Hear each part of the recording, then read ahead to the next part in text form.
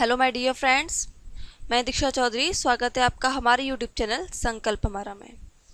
तो आज की इस वीडियो में हम जो आपका third topic, I think fourth topic है, अनैतिक व्यापार निवारण अधिनियम 1956, उसे पढ़ने वाले हैं।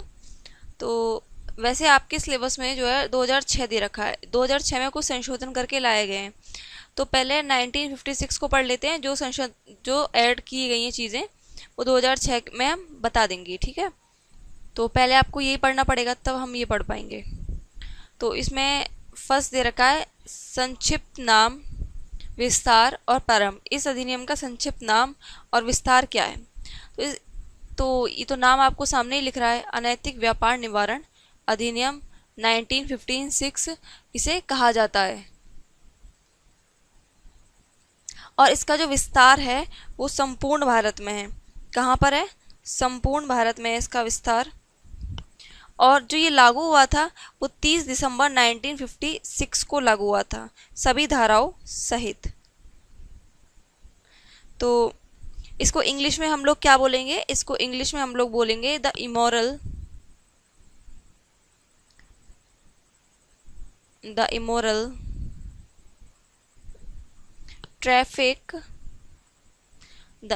ट्रैफिक प्रिवेंशन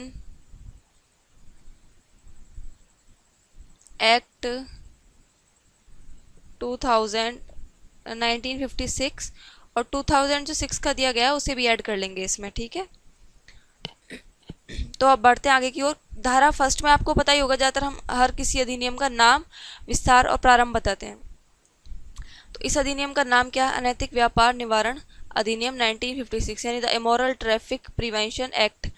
और इसका विस्तार संपूर्ण भारत पर है, ये बात ध्यान रखना। और लागू हुआ है 30 दिसंबर 1956 को, सभी धाराओं सहित। अच्छा, जो धारा 2 होती है उसमें परिभाषाएं दी होती हैं, तो इसमें भी क्या है, परिभाषा दी गई है इस अधिनियम में, जब तक कि संदर्भ में अन्यथा अपेक्षित ना हो तब, ठीक है। अब हम एक एक शब्द का अर्थ समझते हैं वन बाय वन।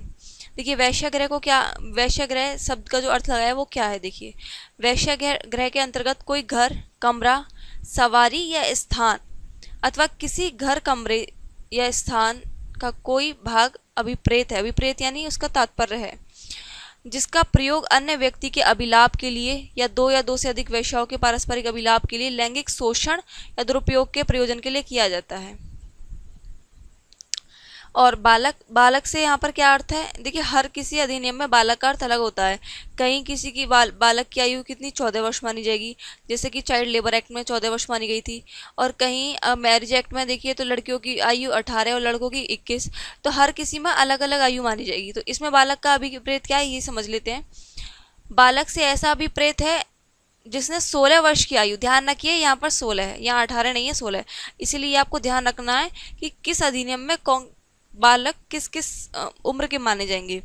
तो जो ये अधिनियम है इसमें क्या, 16 वर्ष की आयु पूरी नहीं की है वो क्या माना जाएगा? बालक माना जाएगा। सुधार संस्था का क्या तात्पर्य है यहाँ पे? सुधार संस्था से किसी भी नाम से ज्ञात कोई ऐसी संस्था अभिप्रेत है जो धारा 21 के अधीन उस संस्था के रूप में स्थापित या अनुज्ञत है, जिसमें ऐसे व्यक्तियों को इस अधिनियम के अधीन निरुद्ध रखा जा सके जिन्हें सुधारने की आवश्यकता है और इसके अंतर्गत विचारणीय व्यक्तियों के अधिनियम के अनुसरण में रखा जाए। सही। सुधार संस्था का मतलब एक तरह से यही है कि ऐसे व्यक्तियों को एक संस्था होगी उसके अंतर्गत रखा जा सके और इस तरह के कार्यक्रम चलाए जा सके। पर आएगा मजिस्ट्रेट। यहाँ पर आप अपनी पीडीएफ में से करेक्ट कर लेना, मैं यहीं पर करेक्ट कर दे रही हूँ। तो मजिस्ट्रेट से ऐसा कोई मजिस्ट्रेट अभिप्रेत है जो उस धारा द्वारा जिसमें यह पद आता है प्रदत्त शक्तियों का प्रयोग करने के लिए अनुसूची के द्वितीय संभव सक्षम विनिर्दिष्ट किया गया हो, जो अनुसूची के प्रथम स्तंभ से विनिर्दिष्ट किया हो।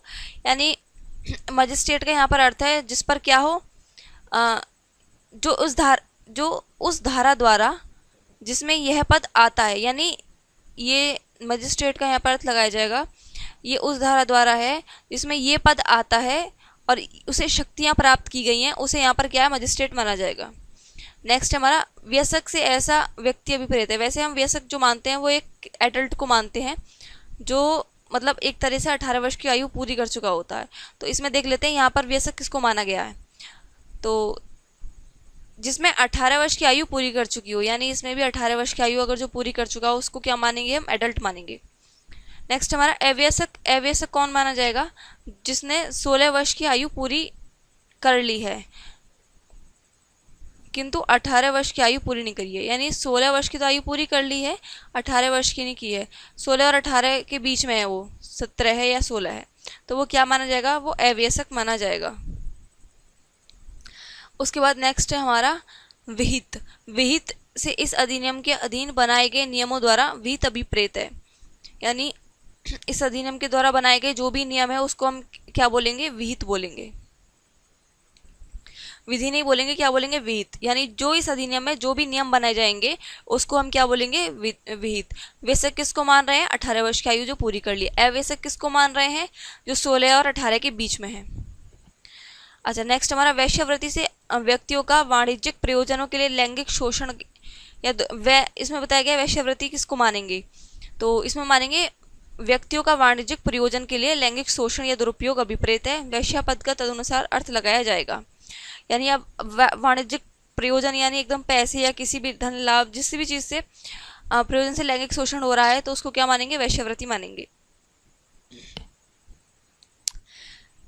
संरक्षा गृह किसे मानेंगे, संरक्षा गृह से किसी नाम से ज्ञात है कोई ऐसी संस्था अभिप्रेत है। देखिए इसका नाम से आपको पता पड़ रहा है कोई संस्था होगी, तो ये ऐसी कोई संस्था अभिप्रेत है जो धारा 21 के अधीन, जिसमें ऐसे व्यक्तियों को जिनकी देख रेख और संरक्षण की आवश्यकता है इस अधिनियम के अधीन रखा जाए, और जहां समुचित तकनीक के रूप में आहृत व्यक्तियों उपस्कर अन्य सुविधाओं की व्यवस्था की जाए, और इसके अंतर्गत निम्नलिखित नहीं है। क्या क्या नहीं है संरक्षा गृह के अंदर, पहले तो इसमें ये बताया गया है कि इसमें व्यक्तियों को रखा जाएगा जिनकी देखरेख की जाएगी, संरक्षण किया जाएगा। अभी बताया गया है इनमें क्या क्या सम्मिलित नहीं है और किन व्यक्तियों को रखा जाएगा, जो धारा 21 के अंतर्गत अधीन है। जो अभी इसकी धारा 21 आएगी उसे हम पढ़ लेंगे। अब इसमें क्या क्या नहीं है वो देख लेते हैं। कोई आश्रय जहां विचारणाधीन को इस अधिनियम के अनुसरण में रखा जाए, या कोई सुधार संस्था सार्वजनिक स्थान से। अब ये नेक्स्ट हमारा सार्वजनिक स्थान का क्या अर्थ लगाया जाएगा, सार्वजनिक स्थान से ऐसा कोई स्थान अभिप्रेत है जो जनता के प्रयोग के लिए आश्रित हो या जिस तक जनता की पहुंच हो, जिसके अंतर्गत कोई लोक प्रवाह भी हो। यानी सार्वजनिक स्थान ये है जहां जनता जो है वो पहुंच सके और वहां पर काफ़ी एक तरीके से जनता आती हो, लोग आते हो, वो सब क्या होगा, सार्वजनिक। और एक मतलब पर्टिकुलर स्थान को सब लोग उपयोग कर सकें, वो सार्वजनिक कहलाएगा। जैसे कि बाजार होते हैं और जो भी आपके मेले वगैरह लगते हैं, जो भी सार्वजनिक स्थान इसमें आएंगे। विशेष पुलिस अधिकारी इसमें किसको माना जाएगा, विशेष पुलिस अधिकारी से इस अधिनियम के प्रयोजनों के लिए किसी विनिर्दिष्ट क्षेत्र के अंदर पुलिस कार्यों का भार साधक होने के लिए राज्य सरकार द्वारा या उसकी ओर से नियुक्त कोई पुलिस अधिकारी अभिप्रेत है। यानी बताया गया है कि राज्य सरकार के द्वारा कोई विशिष्ट पुलिस जो नियुक्त की गई है वही अभिप्रेत है। दुर्व्यापार क्या है, देखिए पुलिस अधिकारी, दुर्व्यापार पुलिस अधिकारी से केंद्रीय सरकार द्वारा, अब इसमें केंद्रीय सरकार है, पीछे क्या थी, राज्य सरकार। धारा 13 की उपधारा 4, इसी में धारा 13 पढ़ेंगे, उसकी उपधारा क्या होगी, 4 होगी, के अधीन नियुक्त कोई पुलिस अधिकारी अभिप्रेत है। ध्यान रखिएगा, जहाँ राज्य सरकार नियुक्त कर रही है वहाँ कौन सी है, विशेष पुलिस अधिकारी है, और जहाँ केंद्र सरकार कर रही है वहाँ दुर्व्यापार पुलिस अधिकारी है।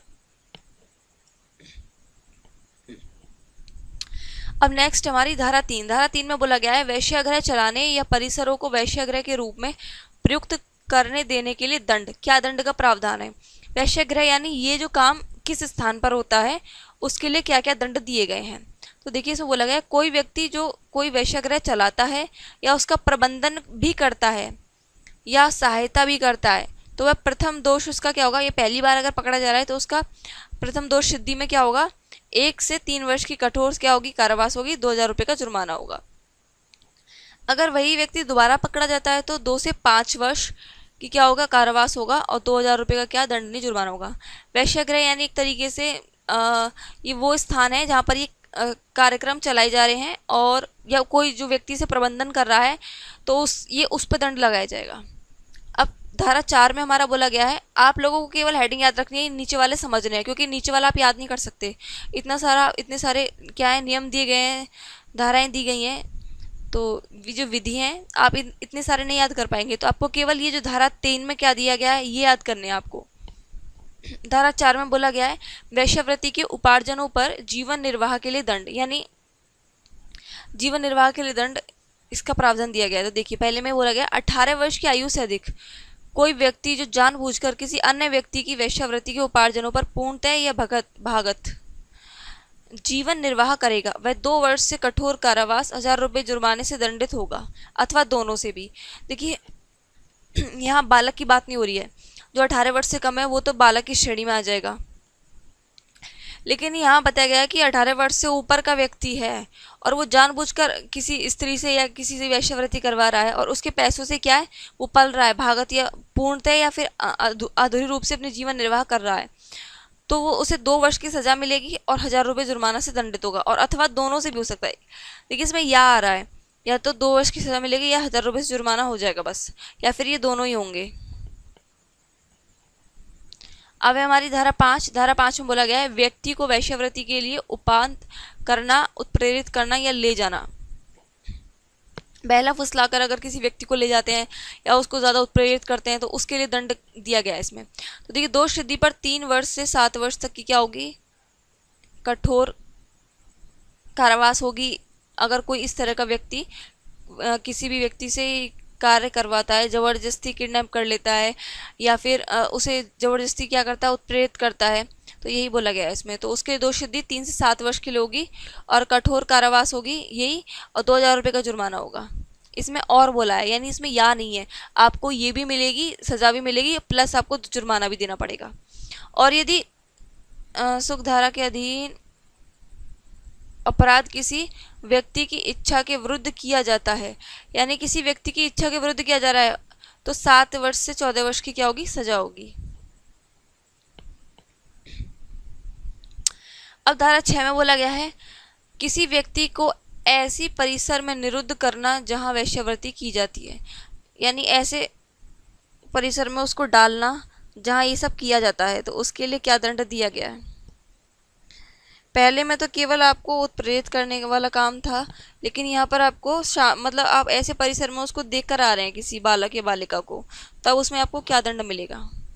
पहले में बोला गया, कोई व्यक्ति जो किसी अन्य व्यक्ति को चाहे उसकी सहमति से या उसके बिना, उसकी सहमति है तो भी और उसकी सहमति नहीं है तो भी, किसी वेश्यागृह में निरुद्ध करेगा या किसी परिसर में या इस आशय से निरुद्ध करेगा कि ऐसा व्यक्ति किसी ऐसे व्यक्ति के साथ जो ऐसे व्यक्ति का पति या पत्नी नहीं हो और कोई रिलेशन बनाए, तो इसमें क्या कह रहा है, तो ये किसके अंतर्गत आएगा, धारा 6 के अंतर्गत आएगा। बढ़ते आगे की ओर। अब इसमें बोला है दोष सिद्धि पर, अगर ये बात दोष सिद्ध हो गया कि आपने जबरदस्ती किसी को ऐसे निरुद्ध करवाया है, तब आपको क्या मिलेगा, दंड। तो दोनों में किसी भांति की कारावास से जिसकी अवधि 7 वर्ष से अन्यून का मतलब कम से कम 7 वर्ष तो होगी, और 7 वर्ष से अधिक 10 वर्ष होगी। तो 7 से 10 वर्ष तक क्या हो सकती है, उसको सजा होगी, दंड नहीं होगा और जुर्माना भी दिए होगा। परंतु न्यायालय पर्याप्त और विशेष कारणों से जो निर्णय में उल्लेखित किए जाएंगे 7 वर्ष से कम की अवधि के लिए कारावास को दंडादेश अध्यारोपित कर सकेगा।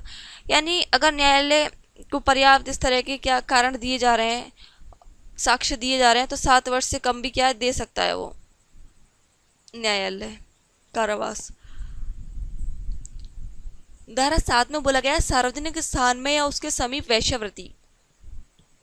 अगर आप सार्वजनिक स्थान पर वैश्यावृत्ति करते हैं या उसके समीप, तो आपको दंड होगा। तो इसमें बोला गया है, जो किसी सार्वजनिक धार्मिक पूजा स्थल, शैक्षणिक संस्था, अब आप समझ रहे होंगे सार्वजनिक यहाँ पर किसे माना गया है, यानी जहाँ धार्मिक पूजा स्थल है, जहाँ शैक्षणिक संस्था है, छात्रावास है किसी का, क्योंकि छात्रावास में तो हम पढ़ ही रहे हैं, आप लोग उसकी तैयारी कर रहे हैं, तो छात्रावास इसलिए भी आया गया है। छात्रावास, अस्पताल, परिचार्य गृह या किसी अन्य प्रकार के ऐसे सार्वजनिक स्थान से जो 200 मीटर की दूरी के अंदर हो, यानी ये जो भी सार्वजनिक स्थान है उनके 200 मीटर की दूरी के अगर अंदर है वो चीज़ें, तो क्या होगा, तो पुलिस आयुक्त या मजिस्ट्रेट विहित रीति में निमित्त अधिसूचना करें और कारावास से जिसकी अवधि, अगर ऐसा सूचना मिलती है तो उसे कारावास मिलेगा, और जिसकी अवधि कितनी होगी, 3 मंथ यानी 3 मंथ होगी, 3 मास तक की हो सकेगी, दंडनीय होगा।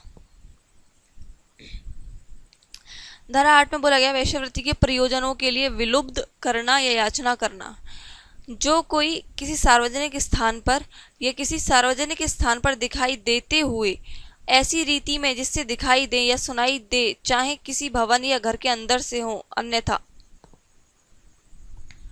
शब्दों से, अंग विक्षेप, अपने शरीर से जानबूझकर अभिदर्शन द्वारा, भवन, खिड़की, बालकनी, ये सब जो है।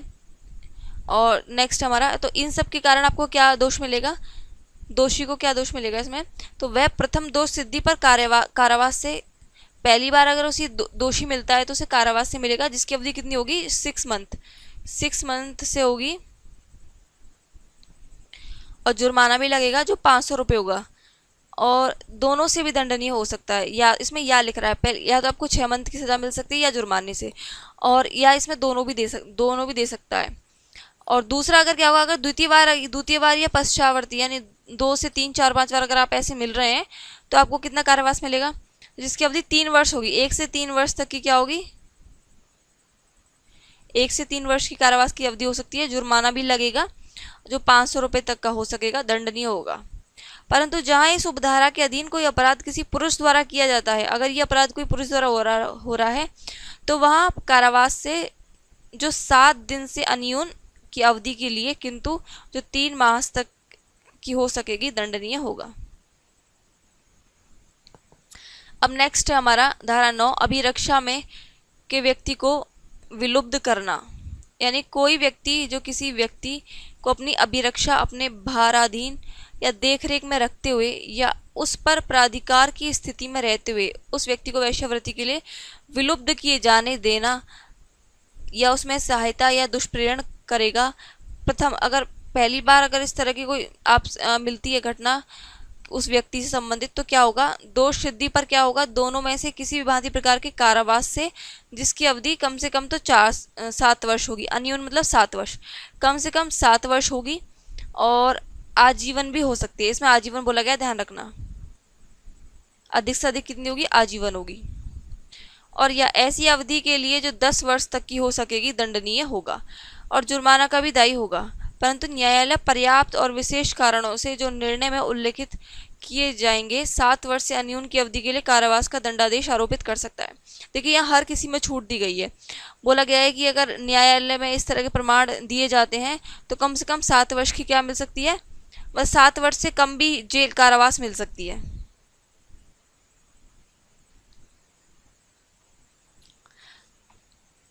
तो आज की वीडियो में हम इतना ही रखते हैं, अब नेक्स्ट वीडियो में मिलते हैं।